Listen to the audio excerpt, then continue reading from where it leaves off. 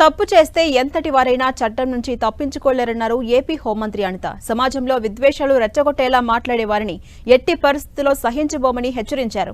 అనంతపురంలో జరిగిన ఎస్ఐల passing out పరేడ్లో పాల్గొన్న హోంమంత్రి వైసీపీ నేతలకు వార్నింగ్ ఇచ్చారు.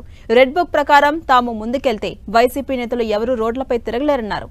తాము ఎలాంటి కక్షపూరిత రాజకీయాలు చేయట్లేదని, చట్టం ప్రకారమే ముందుకు వెళ్తున్నామని చెప్పారు. పోసాని గతంలో దారుణంగా మాట్లాడినందుకే కేసులు నమోదయ్యాయని చెప్పారు. అంతర్యుద్ధం గురించి మాట్లాడే గోరంట్ల మాధవ్ వైసీపీలో జరుగుతున్న అంతర్యుద్ధం గురించి ఆలోచించాలంటూ హితవు పలికారు. మాట్లాడేస్తాను అని అనుకోవడానికి ఇంతకుముందు గవర్నమెంట్ కాదు, ప్రజల్ని రెచ్చగొట్టే విధంగా మాట్లాడడం కానీ, సమాజంలోని ఇబ్బందులు పడే విధంగా, సమాజంలో ప్రజలు కూడా ఇబ్బంది పడే విధంగా కనుక మాట్లాడే పరిస్థితి ఉంటే కనుక వాళ్ళ మీద ఎట్టి పరిస్థితి చట్టపరమైన చర్యలు తీసుకోవడానికి ఎక్కడా కూడా బ్యాక్ స్టెప్ వేసే పరిస్థితి అయితే ఉండదు. రెడ్ బుక్ పరంగా మేము వెళ్ళాలి అనుకుంటే ఈరోజు వైఎస్ఆర్సీపీ నాయకులు ఎవరు రోడ్ల మీద తిరగరండి. దయచేసి మీరు కూడా అర్థం చేసుకోవాలి. మేము యాజ్ పర్ లా వెళ్తున్నాము, యాజ్ పర్ వాళ్ళు ఎవరైనా కంప్లైంట్ ఇస్తే కంప్లైంట్ బేస్ చేసుకొని వెళ్తున్నాము.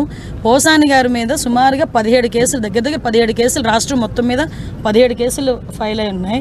వంశీ మీద ఎన్ని కేసులు ఫైల్ అయి ఉన్నాయి మీకు తెలుసు. ఈ రోజుకి కూడా ఏ కేసులు ఫైల్ అయినాయో మీకు తెలుసు. ఇందులోని కక్షపూరితంగా ఎన్డీఏ గవర్నమెంట్ చేయాలి అనుకుంటే వైఎస్ఆర్సీపీ నాయకులు ఎవరు కూడా బయటకు తిరగలేరు.